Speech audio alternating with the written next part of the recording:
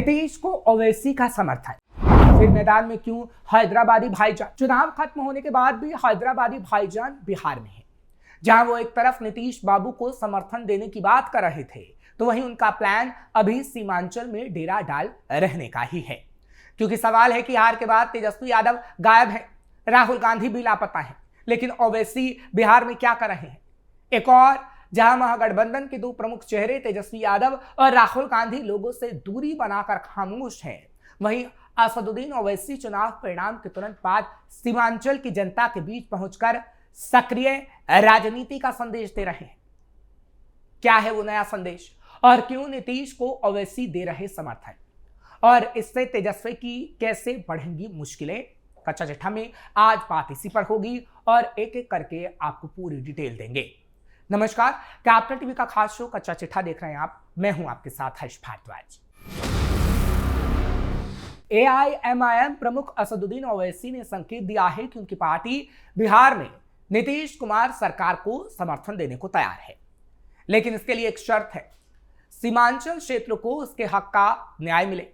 अमौर में आयोजित एक जनसभा को संबोधित करते हुए ओवैसी ने कहा कि सीमांचल दशकों से उपेक्षा का शिकार रहा है और अब यह स्थिति बदलनी चाहिए। ओवैसी ने कहा, हम नीतीश कुमार की सरकार का समर्थन देने को तैयार है, लेकिन सीमांचल को न्याय मिलना चाहिए। विकास सिर्फ पटना और राजगीर तक सीमित नहीं रहना चाहिए। सीमांचल आज भी नदी कटाव, भारी पलायन और भ्रष्टाचार जैसी समस्याओं से जूझ रहा है। सरकार को इन मुद्दों पर गंभीरता दिखानी होगी। दरअसल ओवैसी को पता है कि सरकार नीतीश की है और सीमांचल के लिए विकास का पैसा भी वहीं से आएगा, और सीमांचल में विकास होगा तो ओवैसी कह पाएंगे कि हमारे सरकार को समर्थन देने के बाद ऐसा हुआ। सीमांचल की 5 सीटों पर ओवैसी की पकड़। सीमांचल जो बिहार के पूर्वोत्तर में स्थित है, राज्य का सबसे पिछड़ा इलाका माना जाता है। यहाँ मुसलमानों की आबादी ज्यादा है और हर साल कोसी नदी की बाढ़ इस इलाके को तबाह करती है। क्षेत्र की करीब 80% आबादी ग्रामीण है और विकास कार्यों में इसकी हिस्सेदारी बेहद कम देखी जाती है। चुनावों में सीमांचल की 24 सीटों में से 14 सीटें एनडीए ने जीती। इसके बावजूद ओवैसी की पार्टी एआईएमआईएम ने यहां अपनी पकड़ बनाए रखी और 5 सीटें अपने नाम की। यही संख्या 2020 में भी थी। हालांकि 2020 में चुने गए एआईएमआईएम के 5 में से 4 विधायक बाद में आरजेडी में शामिल हो गए थे। इस बार ओवैसी ने साफ संकेत दिया कि वो अपने विधायकों की गतिविधियों पर करीबी से नजर रखेंगे और पार्टी में अनुशासनहीनता बर्दाश्त नहीं की जाएगी। उन्होंने कहा, हमारे 5 विधायक हफ्ते में 2 दिन अपने अपने क्षेत्रीय कार्यालयों में बैठेंगे और मुझे अपनी लाइव लोकेशन के साथ फोटो भेजेंगे। इससे साफ पता चलेगा कि वो कहां हैं। हालांकि यह भी कहा जा रहा है कि बिहार में सिर्फ धन्यवाद और आभार यात्रा नहीं, बल्कि आने वाले दिनों की ओवैसी की सियासी रणनीति का संकेत है। क्योंकि असल में तेजस्वी यादव चुनावी हार के बाद लगातार सोशल मीडिया और मीडिया दोनों से दूरी बनाए हैं। बिहार चुनाव में हार के बाद उनकी ये चुप्पी कई सवाल खड़े करती है। नीतीश कुमार की सरकार बनते ही विपक्ष के नेता से अपेक्षा थी कि वो जनादेश को समझते, जनता के बीच जाकर संदेश देते और पार्टी कैडर को मजबूत करने की कोशिश करते। लेकिन इसके उलट राजद खेमे में मानो निराशा और सन्नाटा है। राजनीति के जानकारों के मुताबिक तेजस्वी इस समय अपने संगठन, परिवार और भविष्य की राजनीतिक दिशा को लेकर आंतरिक मंथन में है। लेकिन लोकतंत्र में हार और जीत दोनों जनता के बीच खड़े होकर स्वीकार किए जाते हैं। तेजस्वी का गायब रहना महागठबंधन के जनाधार को कमजोर कर रहा है और विपक्ष की सक्रियता शून्य होती दिख रही है। दूसरी ओर कांग्रेस नेता राहुल गांधी चुनाव के बाद सोशल मीडिया पर तो सक्रिय हैं, विशेषकर एसआईआर मुद्दे पर, लेकिन बिहार की जमीन पर उनकी मौजूदगी ना के बराबर है। चुनाव में करारी हार के बाद कांग्रेस का ग्राउंड लेवल वर्कर नेतृत्व की नजरें खोज रहा है, लेकिन राहुल गांधी ने न समीक्षा बैठक की, न राज्य में आकर कार्यकर्ताओं का मनोबल बढ़ाया। राहुल गांधी की ये डिजिटल एक्टिवनेस और जमीन पर गैर मौजूदगी कांग्रेस के संगठन को और कमजोर कर रही है, खासकर सीमांचल क्षेत्रों में, जहां पार्टी के सामने अब असदुद्दीन ओवैसी जैसी पहाड़ सी चुनौती खड़ी हो रही है। इसके उलट AIMIM सुप्रीमो असदुद्दीन ओवैसी ने सीमांचल से 5 सीटें जीतते ही सबसे पहले जनता के बीच जाने का फैसला किया। नीतीश सरकार के शपथ लेने के तुरंत बाद वो सीमांचल के दौरे पर निकल पड़े। वो बायसी, आमौर, कोचाधामन, जलालगढ़ और बहादुरगंज जैसे इलाकों में जाकर न सिर्फ जनता को धन्यवाद दे रहे हैं, बल्कि आगे आने वाले दिनों की राजनीतिक जमीन भी तैयार कर रहे हैं। असदुद्दीन ओवैसी सीमांचल के 2 दिवसीय दौरे पर रहे।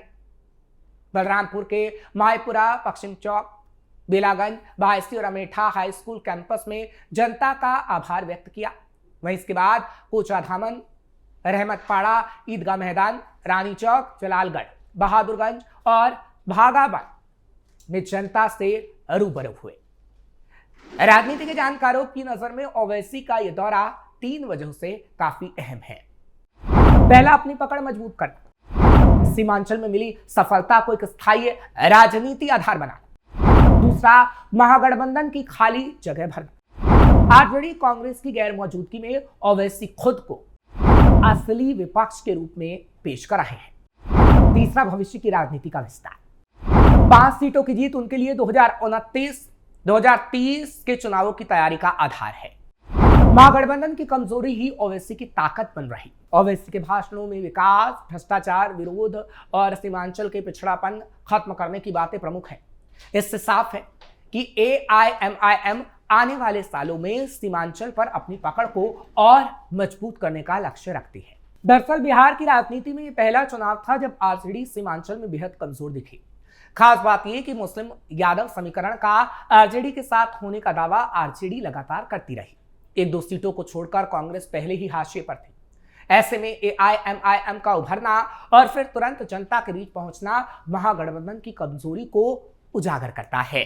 क्या बदल रहा है बिहार का सियासी संतुलन? तेजस्वी और राहुल की चुप्पी ओवैसी के लिए लाभदायक इस वक्त साबित हो रही है, क्योंकि राजनीति में खाली स्पेस कभी खाली नहीं रहता और ओवैसी उसी खाली जगह को भरते दिखाई दे रहे हैं। साफ है कि बिहार की राजनीति में नई कहानी लिखी जा रही है। यह चुनाव परिणाम सिर्फ सीटों का बदलना नहीं, बल्कि नेतृत्व की सक्रियता और निष्क्रियता का फर्क भी दिखाते हैं। एक तरफ तेजस्वी यादव और राहुल गांधी जनता से दूरी बनाए हैं, दूसरी तरफ ओवैसी जनता के बीच खड़े होकर एक नए राजनीतिक समीकरण को गढ़ रहे हैं।